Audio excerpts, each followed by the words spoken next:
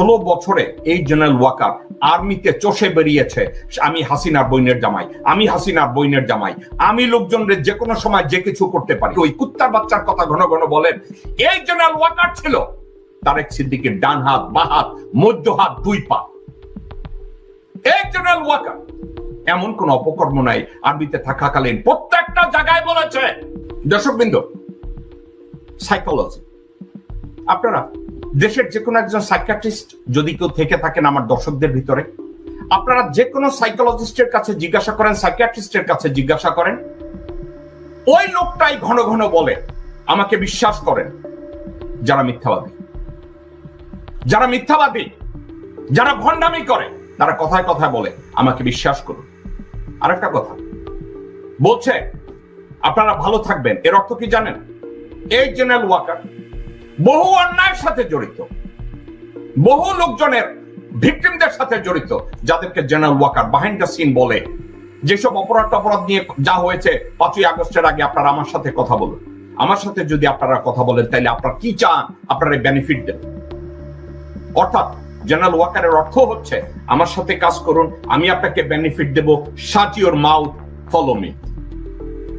এটা হচ্ছে জেনারেল ওয়াকারের ভদ্রতা। উনি বলছে ওনার কোনো অ্যাম্বিশন নাই, ওনার এনাফ। উনি বলছেন আই হ্যাড এনাফ।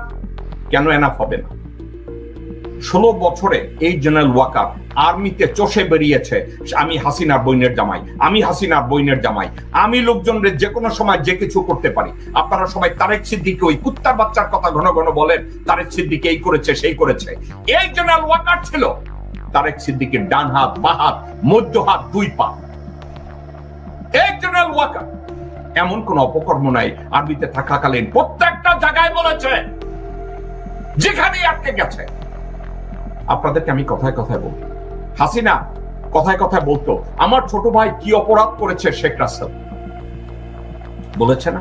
দর্শকবৃন্দ, আপনাদেরকে আমি একটা কথা বলি, আপনারা কি জানতেন এই রাসেলকে নিয়ে আর্মিতে, রক্ষী বাহিনীতে, মুজিব বাহিনীতে কত প্রকার অশান্তি ছিল? আপনারা কি জানেন? যারা আর্মিতে ছিলেন ওই সময়, আমার এই কথাটাকে আপনারা ভেরিফাই করে দেখেন। এই রাসেল কি করতো জানেন? আর্মি কোয়ার্টার গার্ডের সামনে দিয়ে সে যখন যেত, আর্মির কোয়ার্টার গার্ড থেকে কেন তাকে গার্ড অব অনার দেওয়া হয় না, তাকে স্যালুট দেওয়া হয় না, সে গাড়ি থেকে নেমে সোলজারদের লাথি দিত, লোকজনের সাথে চিল্লাইতো এবং বাসায় এসে তার মাকে কমপ্লেইন করত, ওখানে ডিউটিতে যে ছিল তার চাকরি যেত। তো এই ধরনের একটা বাচ্চা, এখন তাকে বলবে না ও ছোট বাচ্চা, না ও ছোট বাচ্চা না। যে বাচ্চা জানে আমি মুজিবের পোলা, আমারে কেন স্যালুট দিল না, তারে বাচ্চা বলা যাবে না। তারে যদি কেউ মেরে ফেলে, তার কৃতকর্মের জন্য তাকে মেরে ফেলেছে।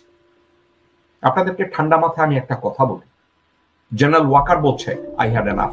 এনাফ কি আছে জানেন? গত 16 বছরে এবং আগস্টের 5 তারিখ থেকে আজ অবধি নিজেকে 6 থেকে 7, যদি ওয়াকার যদি বিলিয়নিয়ার হয়ে থাকে আপনারা অবাক হবেন না। জেনারেল ওয়াকারের ঘরে বসে আছে মুজিবের বংশের রক্ত, নারায়ণ চন্দ্র পালের রক্ত তার ঘরে বসে আছে। সেখানে বসে ওয়াকার বলছে আমার কোনো অ্যাম্বিশন নাই। মাদারসান, তোমার মতো অযোগ্য একটা লোক সেনাবাহিনীতে চাকরি করে, এই অযোগ্য লোকটা তুমি ঠেলতে ঠেলতে অনেককে ক্রস করে, তুমি তোমার ব্রিগেড কমান্ডার, তোমার ইউনিট কমান্ডারদেরকে ডিজোবে করে, ডিসিপ্লিন ব্রেক করে, বাংলাদেশের আর্মির রুল ব্রেক করে তুমি আর্মি চিফ হয়েছো। তোমার আর কি অ্যাম্বিশন থাকবে? তুমি তো ভারতের 1 নম্বর দালাল যখন পালিয়ে গেছে, তুমি তো 2 নম্বর দালাল হিসাবে বসে আছো বাংলাদেশে। তোমার আবার অ্যাম্বিশন কি? ওয়াকার, আপনার মতো মানুষরা যখন বলে আমার কোনো অ্যাম্বিশন নাই, ওয়াকার আপনি কি আপনার পিছনে তাকিয়ে দেখেছেন? ওয়াকার এই মুহূর্তে আপনার দিকে তাকিয়ে থাকে মানুষ একটা কারণে। কি কারণে তাকিয়ে থাকে? হাসিনা ছিল দালাল নাম্বার 1, আপনি এখন দালাল নাম্বার 2। কারণ হাসিনা সরে যাওয়ার আগে থেকে, জুলাইয়ের লাস্ট উইক থেকে আগস্টের 5 তারিখ পর্যন্ত ভারতের সেনাপ্রধান, ভারতের মিডিয়া, ভারতের পররাষ্ট্রমন্ত্রী, ভারতের পররাষ্ট্র সচিব, প্রত্যেকটা লোক আপনার সাথে কমিউনিকেট করেছে। They had enough proof that you are one of their good. তা আপনি বাংলাদেশের জনগণকে যখন আপনি বলেন আপনাকে বিশ্বাস করতে, why should they? Why should I trust you that you are an impartial player? আপনার তো কোনো ড্রিম নাই বাংলাদেশকে গড়ে তোলার। বাংলাদেশের যদি সাংবিধানিক রাষ্ট্র কখনো হয়, আপনার মতো মানুষকে তো পিষে ফেলা উচিত মাটির সাথে, আপনাকে উলঙ্গ করে ঝুলিয়ে রাখা উচিত। আপনি কেন বলেন আপনার এনাফ হয়েছে 8 মাসে? কেন $1 বিলিয়ন হয়ে গেছে বাইরে? নাকি ইন্ডিয়া আপনাকে সিটিজেনশিপ দিয়ে রেখেছে? কথা বলেন তো, নিজেকে কথা বলেন না আপনার কোনো অ্যাম্বিশন নাই, এ কথা বলেন না I had enough। এই I had enough যদি হয়, একটা কাজ করেন General Walker, resign from your position or stay in the position and tell the commission। আমাকেও যদি কোনো কাজে কোনো অপরাধ কর্মে সন্দেহ করা হয়, আমাকে যেন ডিপোজ করা হয়, আমাকে যেন ইন্টারভিউ করা হয় নির্ভয়। দর্শকবৃন্দ, আপনাদেরকে আমি একটা কথা বলি, জিয়া রহমান সাহেব হাসান হাফিজুর রহমানকে মুক্তিযুদ্ধের ইতিহাস লিখতে বলল। হাসান হাফিজুর রহমান জিয়া রহমান সাহেবকে বলল, সাহেব আমাকে এই কাজটা থেকে বাদ দেন। বলছে কেন? বলছে আপনার সম্পর্কে অনেক বিতর্ক আছে, এখন আমাকে আপনি মুক্তিযুদ্ধের ইতিহাস লিখতে বলছেন, তাইলে আমি তো আপনাকে নিয়ে বিতর্কিত কোনো কিছু বললে আপনি তো আমাকে গ্রেফতার করে ফেলবেন, আমাকে তো আবার মেরে ফেলবেন। আপনাদেরকে ঠান্ডা মাথায় আমি বলি, এনএসআইড ডিজি, আমি জিয়া সাহেবের মুখ থেকে কোনো কথা শুনি নাই, এনএসআইড ডিজি হাকিম সাহেব সরাসরি আমাকে বলেছে।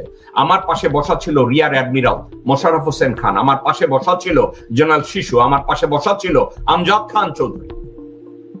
হাকিম সাহেব বলেছে, জিয়া সাহেব হাকিম সাহেবকে বলছে, যত বিষয় আমার ব্যাপারে কন্ট্রোভার্সি আসে, বিতর্কিত জিনিস আছে, আপনি বাংলাদেশের স্বাধীনতার ইতিহাস লিখতে গেলে আমাকে এসে সরাসরি জিজ্ঞাসা করবেন। আপনি আমার কথা বিশ্বাস করলে লিখবেন, আমার কথা বিশ্বাস না করলে ওখানে বলে দেবেন যে এ কথা বলা ঠিক না। ঠিক আছে? এই কথাগুলো তাকে বলা হয়েছিল। জিয়া রহমান সাহেব বলেছিল, আমি যদি অন্যায় করে থাকি এটাকে মূল্যায়ন করেন, আমি যদি দেশদ্রোহী কোনো কাজ করে থাকি আমাকে আপনি সরাসরি জিজ্ঞাসা করেন। General Walker, can you do the same thing?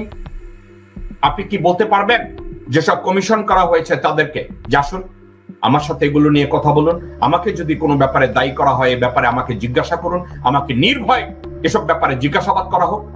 আপনি কি করেছেন? আপনি করেন না। কেন করেন না জানেন? একটা কারণে করেন না, কারণ আপনি জানেন আপনি অপরাধী। এবং আমি আপনাকে অপরাধী বলছি না, আমি আপনাকে বেনিফিট অফ ডাউট দিচ্ছি।